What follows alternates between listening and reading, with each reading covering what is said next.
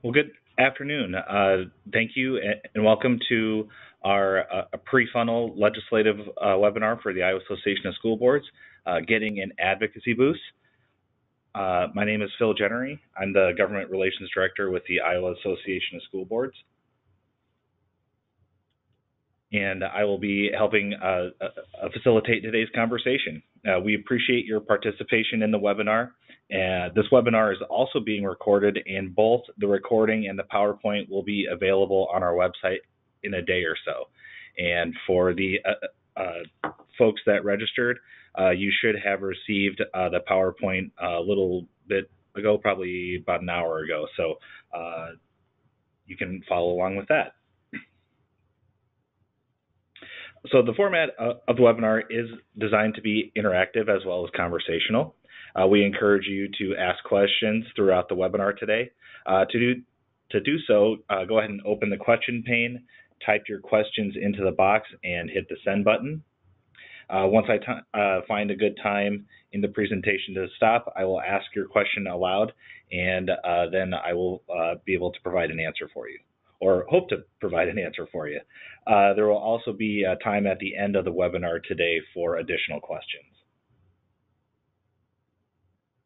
Lastly, if you are having trouble hearing through your computer speakers, we recommend that you dial into the conference telephone number.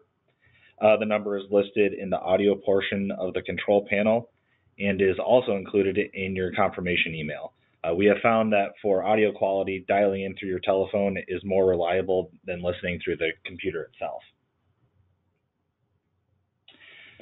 So first things first, I'm going to go ahead and open a poll here to find out who we have in attendance today. So I'm going to go ahead and open that. Oops.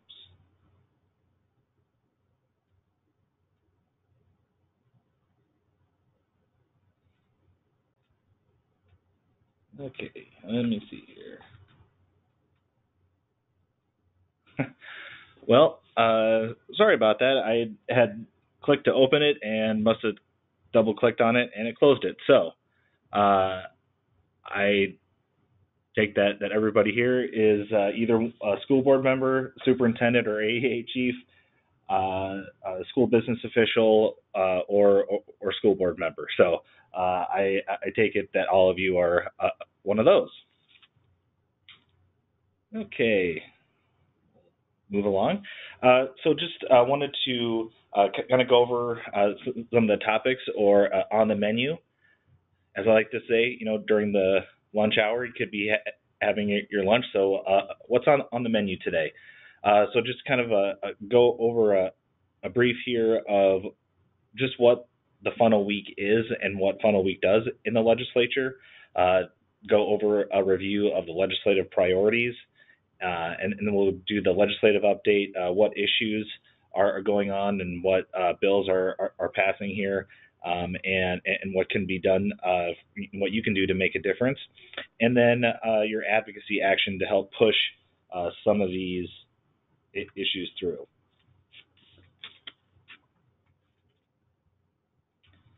So first, what is funnel week? So next week will be the first legislative funnel, and the funnel week is the legislature's self-imposed deadline for bills.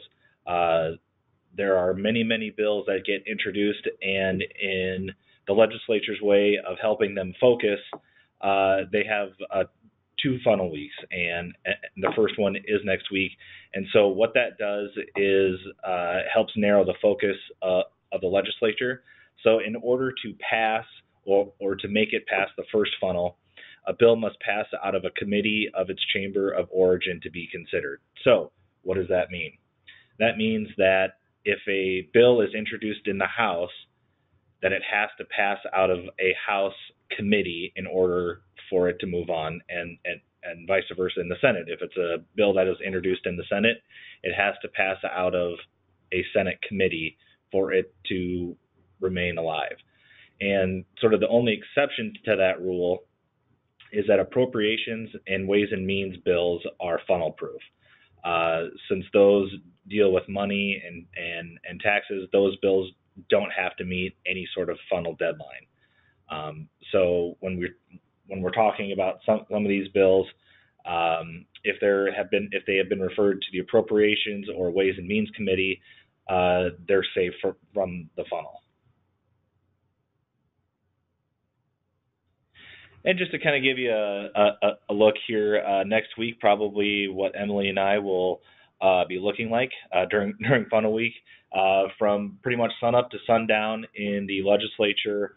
There'll be subcommittees and committees trying to get bills done, trying to get bills passed before the deadline. So, Friday is usually sort of, during the legislative session, Friday is when the legislature is not in session. And a lot of times during funnel week, they will come in on Fridays just to make sure that a bill or whatever or priority can make it. So just to give you a little bit of a live look here next week as what Emily and I might be doing. So we'll go over the ISB legislative priorities. So there were 6 priorities set during ISB's convention and delegate assembly, and those are standards and accountability, mental health, special education from the state perspective, school funding policy, supplemental state aid, and then the extension of the state penny. And if you need a copy of ISB's beliefs, priorities, or resolutions, you can head over to our Legislative Advocacy Center, and there is a link for all of those there. So on to the legislative update. So the priority legislation that is getting the most focus during the legislative session so far is the extension of the state penny, supplemental state aid, transportation and district cost per pupil equity and equalization, the shared operational functions, and then additional flexibility for school boards.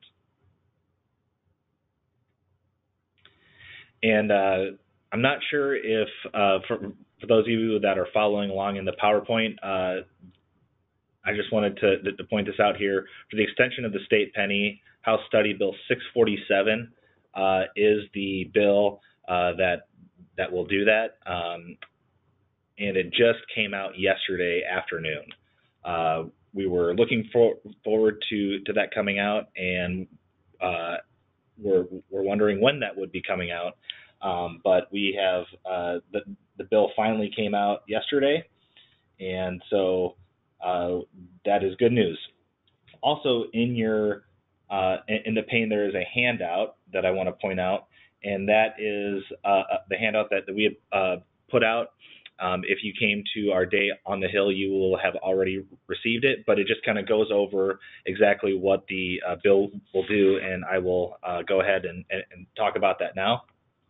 So first things first, the bill would extend the state penny for an additional 20 years through December 31st of 2049.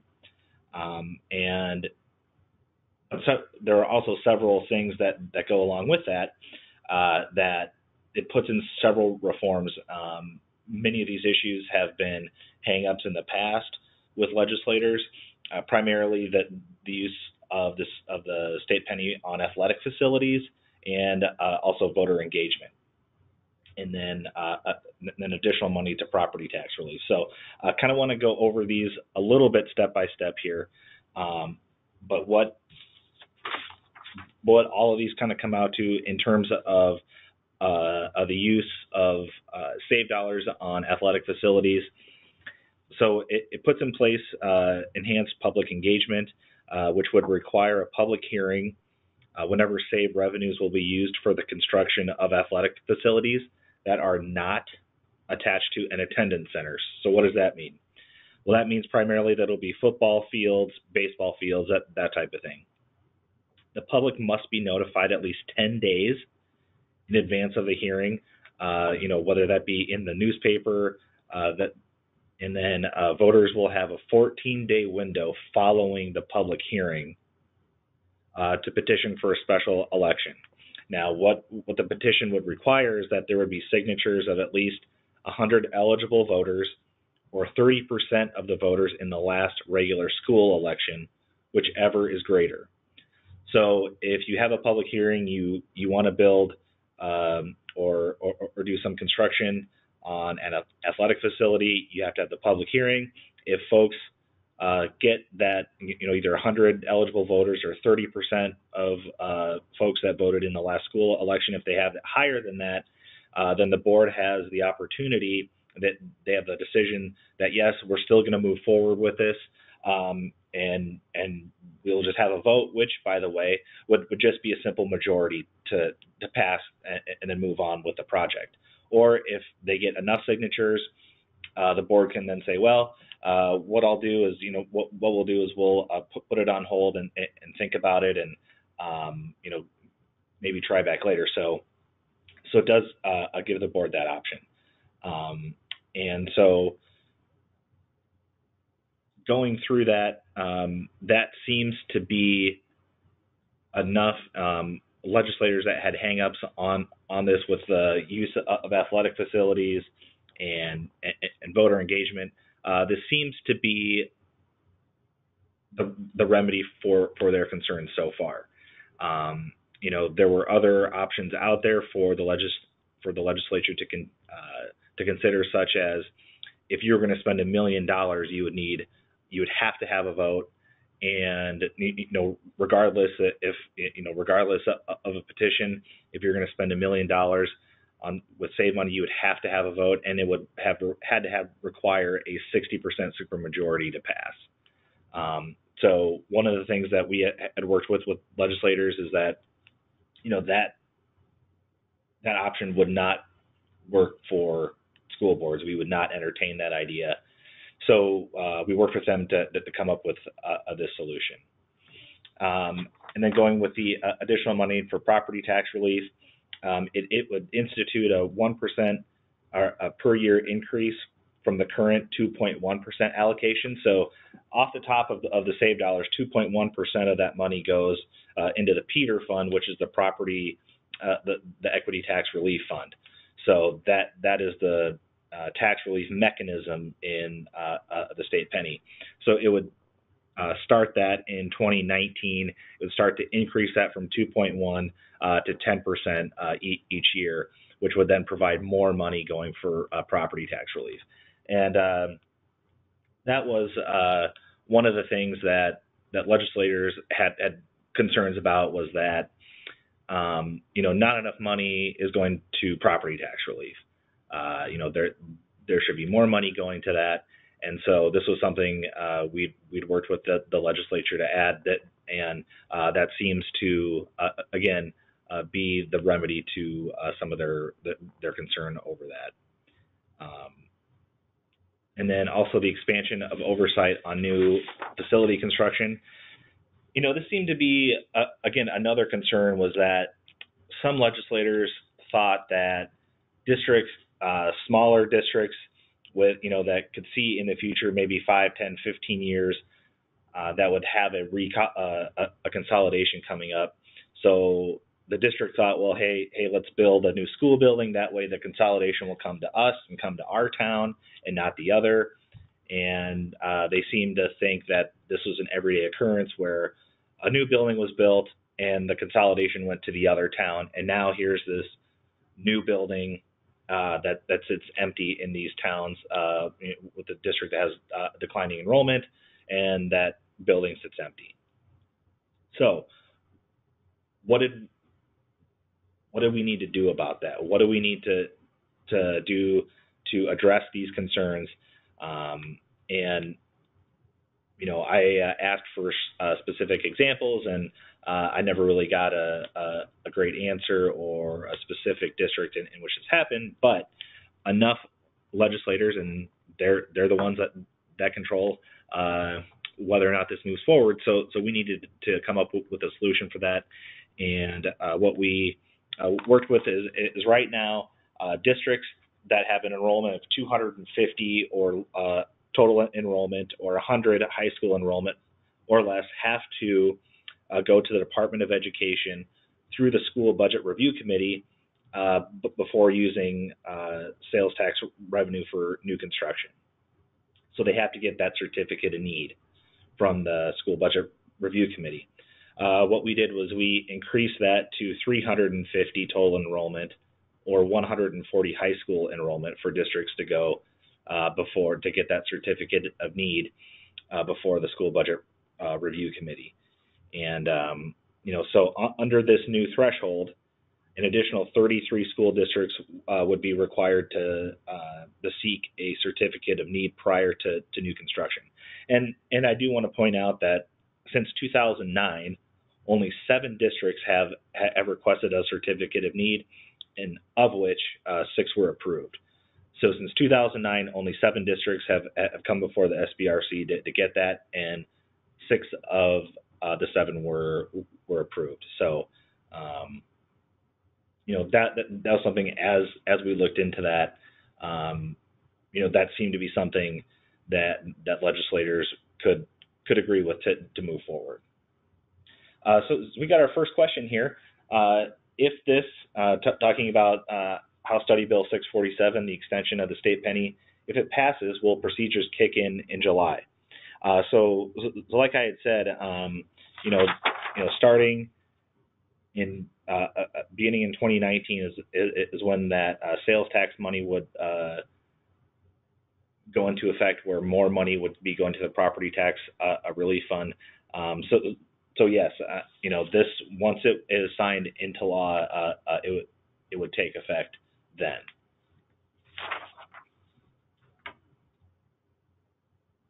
Okay.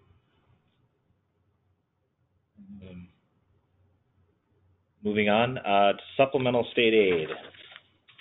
So the House and Senate just passed competing bills yesterday. The House passed 2230, and the Senate had their Senate file was 2164, but then they substituted out their bill and then passed the House version, but made an amendment to it. So the House passed their bill 57 to 40, and the Senate passed it 29 to 21.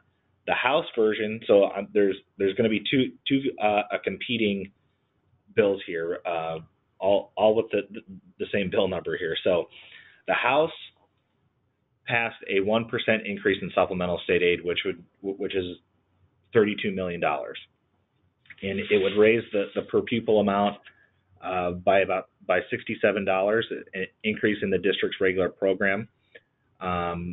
And the $32 million also includes the $4.8 million to extend the property tax relief provision through fiscal year 2019. And the property tax relief piece, they've done that here these last several years. So it increases state aid, but it's not new money going to the school districts. So just to kind of give you some numbers there, we had ISB registered neutral on the bill, and so I kind of want to frame this too as it's part of the whole education package, right? Last week, the House came out with their education package, which would be the 1% increase in supplemental state aid, starting down the line of transportation equity, and then also extending the state penny. So while that in itself is good news, that a lot of our priorities are getting advanced, the bad news in that is that the supplemental state aid rate will be low enough that districts will continue to face very tight budgets at a time when high expectations for student achievement are being demanded of them. So we feel that while it's good that some of these priorities are getting passed, we still need to make sure that the legislators know that the impacts of this, and we know that it's going to create more difficult decisions. While we're not getting cut in the de-appropriation, and pretty much everybody else is. Education and Medicaid are the only two pieces of the budget that has not gotten cut these last 2 years. We've been held harmless, and every other part of the budget has either had status quo changes or gotten cut. We do appreciate that, but we also realize that with the 1%, we're going to have to stretch the dollars even more. So we do understand that, and that has been our message to legislators, is that this amount of money is going to make districts make difficult decisions, especially when so much is asked of districts. So we got another question here. How would the increase in supplemental state aid be affected by the district's increased IPERS payment? So IPERS just came out before the session started that there's going to have to be more money to go into that the districts would have to pay. That's kind of two different things, but it's going to have to come out of the same pot of money, right? So while schools are getting a proposed 1% increase, they're also going to have to pay more in terms of IPERS and that increase there. So and then we got another question on the House Study Bill for SAVE. It has a subcommittee on February 12th. Which subcommittee? So I did see that.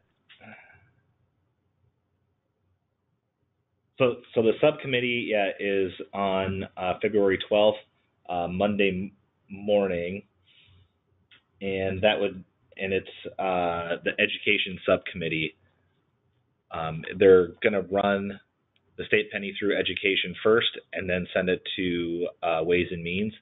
So I believe it is Monday morning. I think the 12th is Monday, and I'm not sure on the time. I think it's either 10:30 or 11 o'clock. I thought I saw that. So that'll be the subcommittee will be Monday the 12th at either like 10:30 or 11. So going on to transportation equity here, which is House Study Bill 646, which in concurrence with the SAVE bill was also introduced yesterday. Excuse me. And what the bill is pretty much a hybrid of the bill that IASB put forward last year, which was the transportation equity and district cost per pupil equalization bill that passed the Senate 47-0, and is in the House Appropriations Committee. And so it's a hybrid of that bill, and then also a buy-down bill that is out there, that any district that is above the state average in terms of transportation would be bought down to the statewide average. And the bill establishes a transportation equity fund, much like the Peter Fund, where money would go into this fund to help bring districts down to the statewide average. And again, this is all part of the overall education package that they're talking about, and ISB registered in support of that bill. Moving on to the district cost per pupil.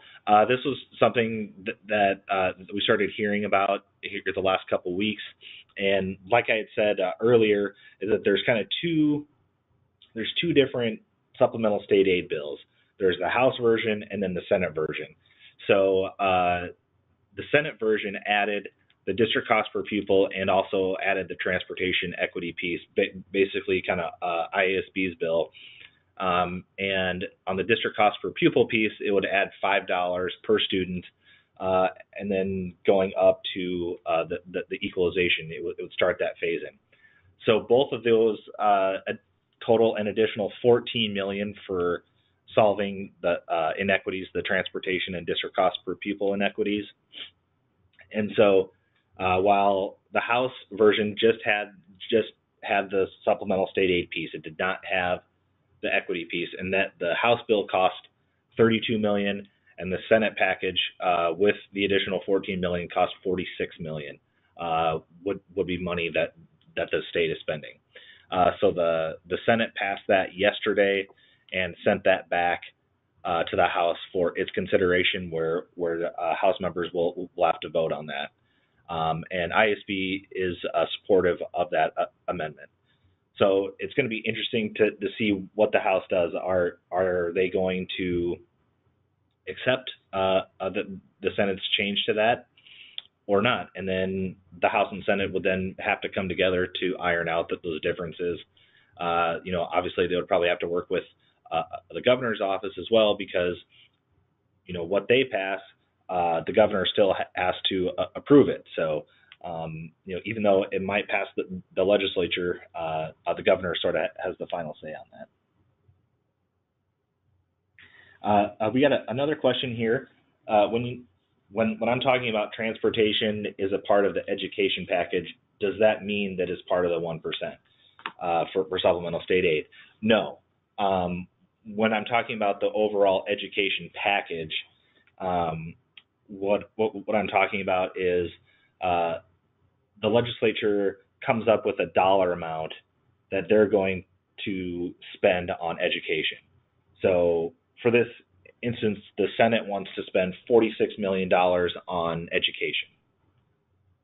So from that pot of money, from that $46 million pot of money, they're going to decide, how much goes to supplemental state aid, how much goes to transportation, how much would go to district cost per pupil, and then tacking onto that the extension of the penny. So when I'm talking about the education package, that's what I'm talking about, the whole pot of money and the idea that they're talking about in terms of what they want to provide for public education. And so the issue before the legislature now is, do they go ahead and spend just the $32 million and then in addition to that start the transportation piece, or do they take the $46 million total, which includes 1% SSA, and then the additional $14 million, which would be the district cost per pupil and transportation piece? So hopefully that makes sense, and that answered your question. Moving on here, for shared operational functions, House File 633 was a bill that passed the House 99 to nothing last session, and did not get done in time. I think the bill was sent over like the second to last day of the session last year, and they just didn't have enough time to get it done. House File 633 would strike the provisions limiting the number of years that the waiting can be claimed. So they took that cap off and basically said in perpetuity you can do this. Kind of what we'd heard there is that there could be a amendment to that bill which would put a cap on the waiting time. But the bill did pass out of the Senate Appropriations Committee just a couple weeks ago, and is waiting to be debated on the House floor. And ISB is registered in support of that bill.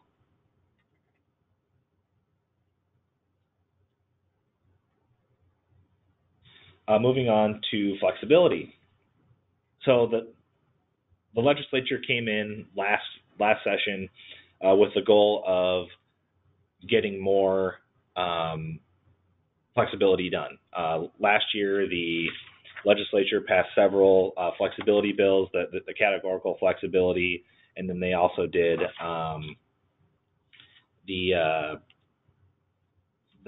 excess fund where you could put money into a flex fund that would, that then districts could use on any general fund purpose.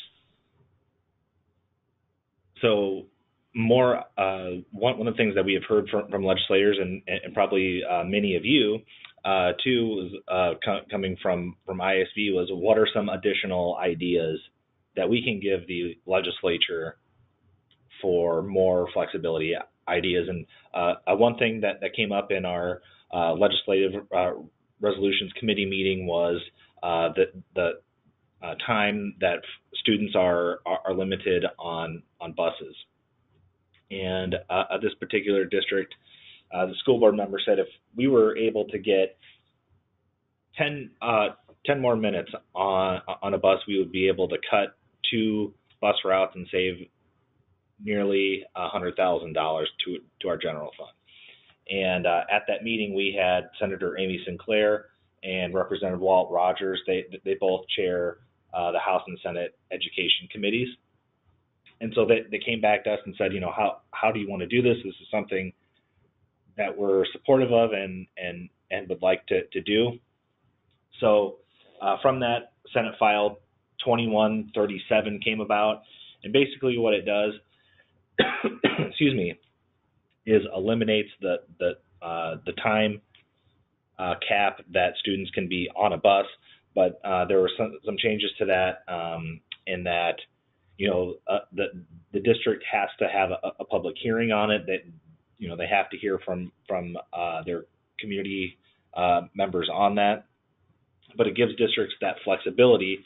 They don't have to change the right time right now. Elementary through K through 8 has a 60-minute time limit for when they can be, for how long they can be on a bus. 9 through 12 is 75 minutes. So this bill would just give boards the flexibility to decide, yes, we want to change it. You have to have a public hearing to do that, or the board can decide, hey, look, these times are work for us, so we're not going to change anything. So it just gives boards that flexibility to do that, and ISB is registered in support. Next one is the Praxis and teacher prep programs, which is House File 2280 and Senate File 2171.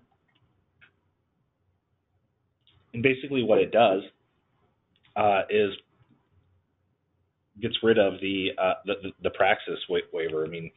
So teachers have to pass the Praxis test, and it shows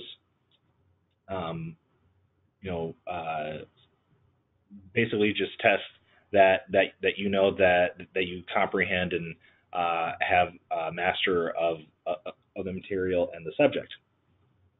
But what districts run into, specifically border districts, is that if a teacher comes in from another state, there's no reciprocity there with, say, South Dakota or Minnesota and Iowa. Iowa and South Dakota, Iowa, Minnesota, Iowa, Missouri, et cetera, have different standards on this. So, and there's only just a few times that the Praxis is offered.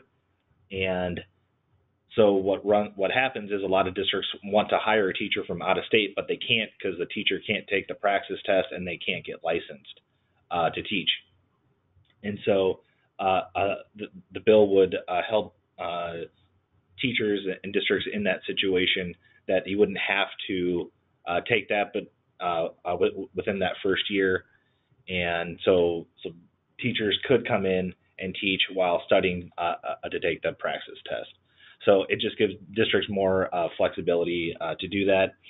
And in addition, House leaders are looking for additional flexibility for school boards and districts, and they have, really kind of honed in on 2 things, and those are removing the Department of Ed from the approval process on plans by districts for at-risk and dropout prevention dollars.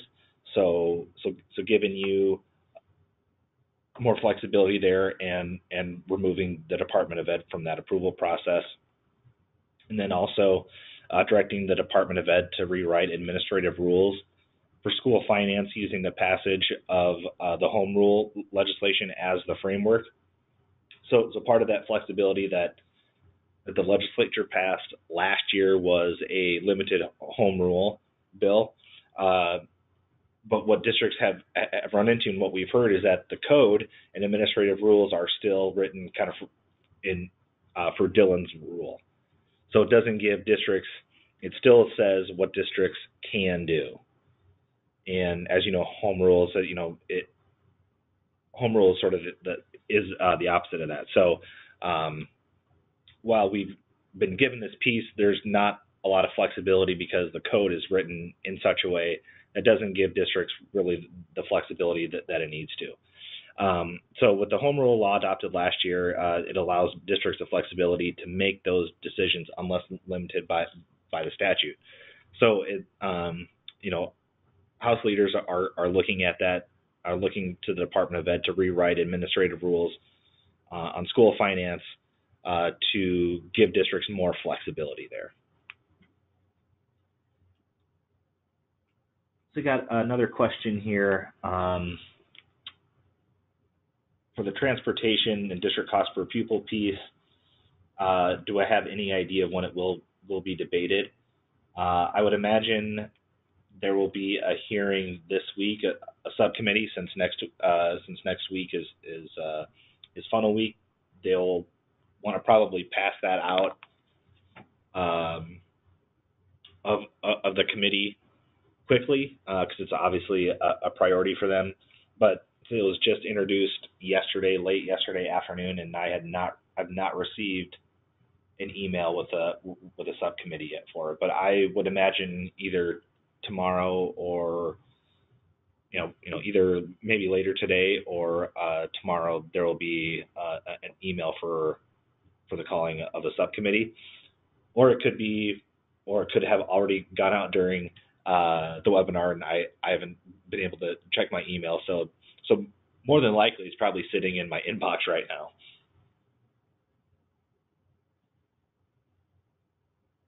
Okay, so we talked about flexibility. So moving on there for your advocacy action. Just kind of wanted to frame a little bit of advocacy, and this is done. What you're seeing here was research done by the Congressional Management Foundation. They did a survey of congressional staffers. So while we're talking about federal, obviously this can still really apply to the state level here, and the congressional staffers would be chiefs of staff, legislative directors, those folks. And the question was, what advocacy strategies have the most impact on legislators? And as you can see, 98% of congressional staffers, 98% of them said in-person meetings have the most impact on legislators. 98% also said site visits.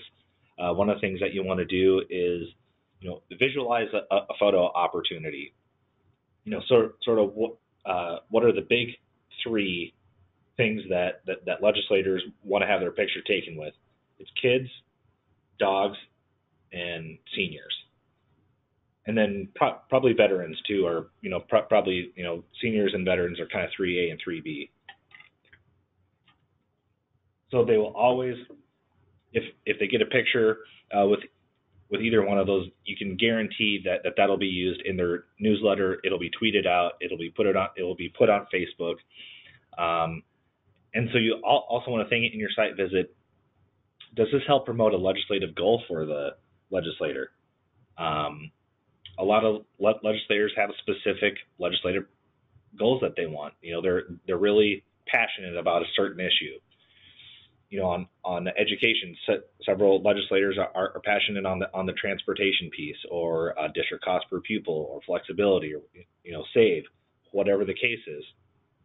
How can you frame that? How can you help? Getting them a picture with kids on a bus, or a new program that you've used SAVE dollars for, or a new building, that type of thing. That's what you want to look for as you're having a site visit. You just don't want to invite them in and say, "Hey, look at my building." You want to make sure that you have a plan and be strategic in it. And 95% congressional staffers said personalized messages from constituents. This is something that we hear all the time from legislators, is that they want messages from you. They don't want a forward of a mass email or a petition that has 50,000 signatures. They want a message from you. That way, you can pretty much guarantee that they're going to respond to you because you took the time to actually sit down and do it. Most legislators get several hundred emails a day. So the more that they can get through and the more that they can delete, that's what they want to do. And if they see that it's just the same letter that everyone's sending, they're just going to delete it. So making sure that it's personalized. Excuse me. 91% said providing a local impact of the legislation. They want to know how it's going to impact the people back home. There's obviously so many stories out there that maybe a piece of legislation is coming up and the legislator might be for it or they're leaning for it or leaning against it, and somebody takes the time to walk them through exactly what that means, and it changes their perspective on it. So providing that local impact. And then 85% said preference for visual materials, maps, charts, that type of thing. Much like me, I'm a very visual learner. Colors are good. Red, bad, green, good. Showing them what that means so they can get a visual can really help have an impact on legislators. So what can you and your board do? Obviously, as I said before, let legislators know the impacts of legislation and cite specific examples. One of the things that we also hear from legislators is that people will email them and say, you need to oppose this or you need to support this, but they don't ever give them examples of why they should. It's just, well, you should do that. Well, you need to make sure and tell them, that, if you pass this, this is going to mean X, Y, and Z. If you don't pass this, it's going to mean X, Y, and Z for our district, for the people that vote for you back home. Again, inviting them to the district. Most legislators do want to come home and tour a facility and see what you're doing. They want to know what's going on, so make sure that you're letting them know. Remain in contact. What we also hear too from legislators is that everybody wants to talk to me during session. While these bills are going on, everybody wants to know what my position is on this and trying to influence me there. But the most time or the best place to influence them is when they're not in session. Advocacy can't be just a January through April time. For those of you that attended our Day on the Hill, we had two former Iowa House speakers come and talk about how to lobby legislators, and they said, you should be thinking about having coffee with me in April, in May, meet once a month in June, July, August, September, October, because pretty much after Thanksgiving comes in November and December, everybody starts calling them and wanting to meet with them. Okay, because they're going to go back to Des Moines in January, and so you want to have that relationship built and have already talked to them for several months. Get that head start before everybody else does. And that's where you can have a lot of impact. One of the legislators said, what we as in legislators don't want is for the school board to come and say, come to our school board meeting and stand in front of the school board and, let us lecture you on what you should and shouldn't be doing. That's not how you're going to influence them, but meeting with them one-on-one and June or July, August, September, October, and going through and having them into your district, that's going to influence them.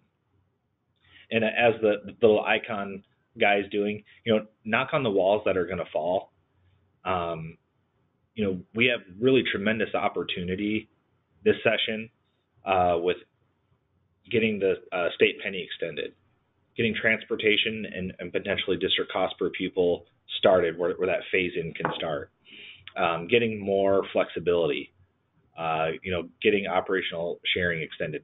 These are things that are priorities for the legislature. Yes, is every decision that they're going to make are you going to agree with it? No. But you definitely don't want to start with that. You want to start as this next point here in thanking them. They're taking time away from their families to come down to Des Moines and decide on things that half the people are going to email them about and say that they disagree with them on. So when you thank them and say, hey, look, I know that you have a tough job. I appreciate what you do. Yes, is everything you do, do I agree with, or is it good for our school district? Probably not. But we know that you're trying to do the best that you can. And, if you need any help from us or any ideas or stories, that type of thing, let me know. That will go so far in getting that relationship built up and making sure that you're talking to them on the extension of the penny and what that means, transportation, district cost per pupil, the shared operational functions, and then additional ways of flexibility. That is going to be where we can make the biggest impact this year. So, are there any questions? Now is a great time to do that. No, and we already have one. Where does the bill for educational savings account stand? So a week or two ago, there was a bill that was introduced in the Senate that would give vouchers. That bill is not going to be the vehicle in which they do something. The budget is not there for them to do a full-scale voucher program. If anything, I could see them doing expanding 529s for K-12 use. The governor had mentioned that in her condition of the state address. I could see them doing that, but doing the full-scale voucher like that bill that was introduced, I just don't see that being moved. Even in the Republican caucus, especially in the House, there's a lot of concerns from House Republicans about vouchers, and many House Republicans oppose vouchers because, again, when you look at the map, the vast majority of House Republicans come from rural areas where the choice isn't abundant. So yes, they could get a voucher. The voucher could pass and the students could get it, but where would they go?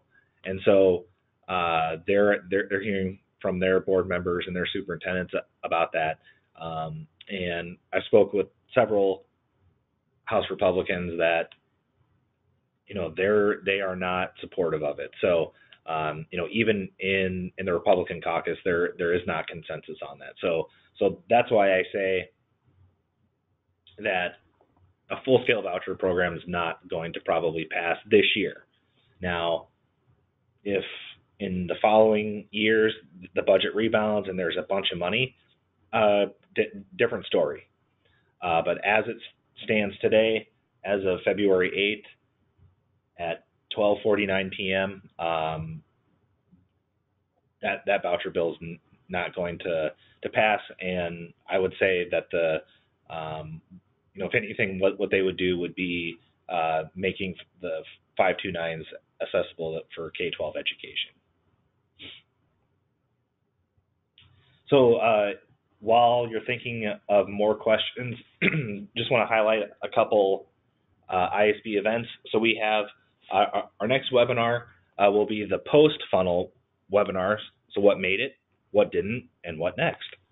So that'll be Tuesday, February 20th. Again, that'll be over the noon hour. We have our budget certification workshops that are happening. They started on the 6th of February and go through the 26th. So you want to head out to our website and look and see what date works best for you. And then also here towards the end of February, ISFLC will be at Prairie Meadows, and that'll be February 21st through the 22nd. And obviously Prairie Meadows, we have a lot of conferences out there out in Altoona. So we got another question. Do you see any movement toward expansion of the for-profit online schools beyond the existing two that currently exist? Potentially, yes. There is, with this whole choice program, the whole choice movement, that could potentially be something that they also look at. So, we will want to keep an eye on that. We do have an eye on that as well. As of right now, any part of that is being discussed, and nothing is final out there yet. So we'll make sure to keep our eye out for that.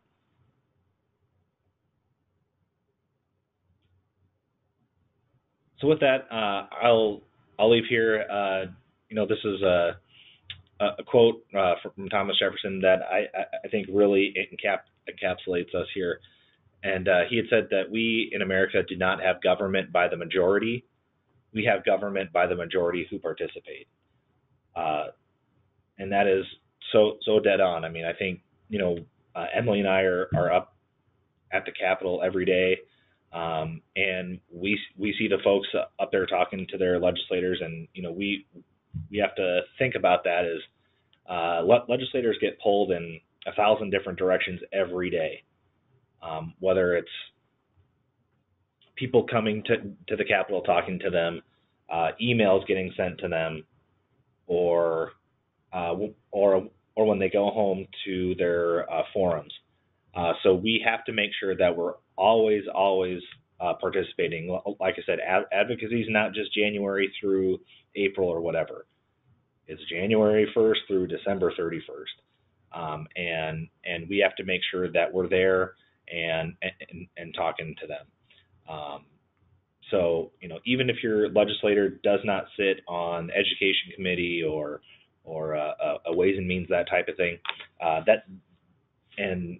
when you talk to them about education issues, they say, well, I'm not really up to speed on that, or don't really know what's going on with that bill. It doesn't mean that they're a bad legislator. That means that their focus is on the 4 or 5 other committees that they're on. They have to know every single piece of information that's going on in those committees. And there are hundreds and hundreds of bills. I should have brought this stat with me, but I think there were several thousand bills introduced last year, and the governor signed just over 100 of them.